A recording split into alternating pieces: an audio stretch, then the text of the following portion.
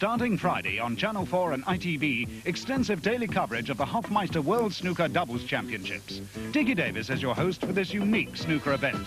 Steve Davis and Tony Mio are favourites for the title. Cliff Thorburn and Willie Thorne have also been preparing, and world champion Dennis Taylor, along with Terry Griffiths, are both looking for success. Don't miss the action with ITV Sports' extensive coverage of the Hofmeister World Snooker Doubles Championships, starting Friday on Channel 4 and ITV.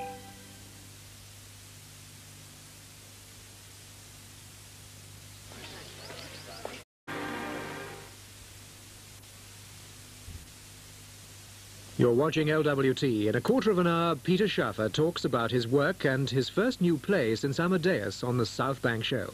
First, today's international news from ITN with Anne Lucas.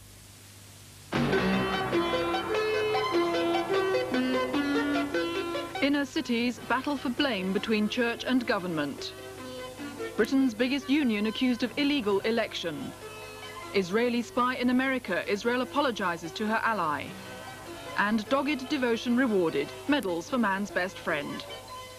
Good evening. The Environment Secretary, Mr. Kenneth Baker, tonight defended government social policies after the Church of England slammed them in a controversial report. Faith in the Cities blames Conservative policies for widening the gulf between rich and poor, and it says growing numbers of people are excluded by poverty from the life of the nation. Tonight, one of its authors, the Reverend Alan Billings, said criticism of the report was premature.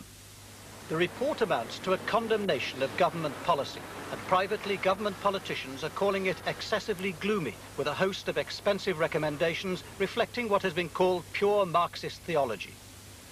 The Commission paint a depressing picture of Britain's inner cities, blaming a lack of decent housing and high unemployment, especially among minority ethnic groups. The report warns that unless urgent action is taken, despair, frustration and anger could erupt into more urban riots. The solution, the Commission believe, is not more policing, but greater police accountability and a concerted attack on the underlying causes of discontent. It notes an alarming collapse of morale.